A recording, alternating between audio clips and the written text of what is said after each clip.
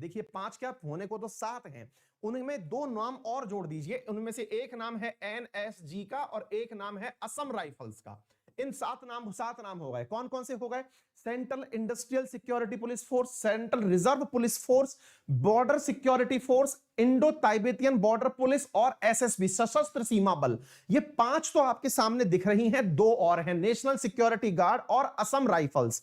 ये कुल मिला के 7 पुलिस फोर्सेज हैं जो भारत सरकार के गृह मंत्रालय के अधीन आती हैं। उनमें से जो सीआरपीएफ है, इसके बारे में मैंने आपको बात बता दिया। इन सब का अपना अपना कार्य है। जैसे सेंट्रल इंडस्ट्रियल सिक्योरिटी फोर्स जो है ना बेटा, ये भारत के अंदर जो भी एयरपोर्ट्स हैं उनकी सिक्योरिटी इनके हवाले होती है। भारत के प्रमुख जो इंडस्ट्रियल क्षेत्र हैं, जैसे कि ओएनजीसी, एनटीपीसी की कहीं पर कोई फैक्ट्री लगी हुई है, कोई बहुत ही मतलब स्ट्रेटेजिकली इंपॉर्टेंट हमारा काम है, उसकी सुरक्षा ये लोग करते हैं। स्पेशली भारत के सारे एयरपोर्ट पर जो आपको सेना दिखाई देती है वो ये सीआईएसएफ के ही जवान होते हैं।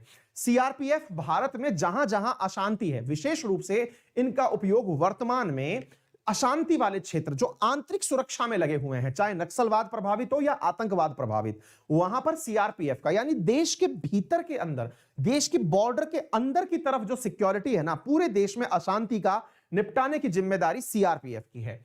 बीएसएफ, बॉर्डर सिक्योरिटी फोर्स, ये भारत और पाकिस्तान के जो बॉर्डर्स हैं और भारत और बांग्लादेश के जो बॉर्डर्स हैं उनकी सिक्योरिटी में लगी हुई है। यानी बॉर्डर के बिल्कुल फोर फ्रंट पर जो सेना खड़ी है उसका नाम बीएसएफ है। ठीक है ना? भारत पाकिस्तान और भारत बांग्लादेश। क्लियर?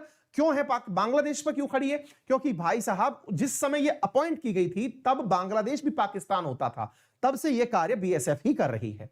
तीसरी चीज है इंडो तिब्बतियन बटालियन फोर्स। ये क्या है बेटा? ये वाली जो फोर्स है आईटीबीपी, ये चाइना का जो बॉर्डर है हमारा, लाइन ऑफ एक्चुअल कंट्रोल और मैकमोहन लाइन, चाइना वाला जो बॉर्डर है, उस बॉर्डर पर सीधी सीधी आईटीबीपी की तैनाती है। यानी बॉर्डर पर यही वाली पुलिस गश्त करती है। इसके साथ साथ पांचवी जो यहां पर दिख रही है, दैट इज एसएसबी, सशस्त्र सीमा बल। इसमें क्या है?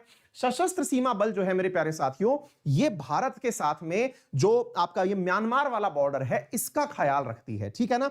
ऐसे ही मेरे प्यारे साथियों भूटान और नेपाल, तो देखिए एसएसबी और असम राइफल्स, ये 2 बोर्ड फोर्सेस हैं जो नेपाल, भूटान और म्यांमार, इनको आपस में बांट करके सर्च करती हैं। ठीक है? एसएसबी और असम राइफल्स। असल में असम राइफल्स के साथ दुविधा क्या है कि इनके यहां पर यह मुद्दा अभी हाल ही में पेपर में भी पूछा गया था, मैंने पढ़ाया भी था कि इसे असम राइफल्स को सेना माना जाए या अर्धसैनिक बल माना जाए। इसको लेकर के काफी दिन से वाद विवाद चल रहा है, इवन सेना के भीतर भी चल रहा है, सरकार भी इस पर विचार कर रही है। तीसरी, चौथी, सातवीं है एनएसजी, नेशनल सिक्योरिटी गार्ड। इनका निर्माण मुंबई आतंकी हमले के बाद किया गया था। इनमें से ही कुछ स्पेशल कमांडोज को निकाल करके, यानी कि जो मेजर है वो ये 5 है।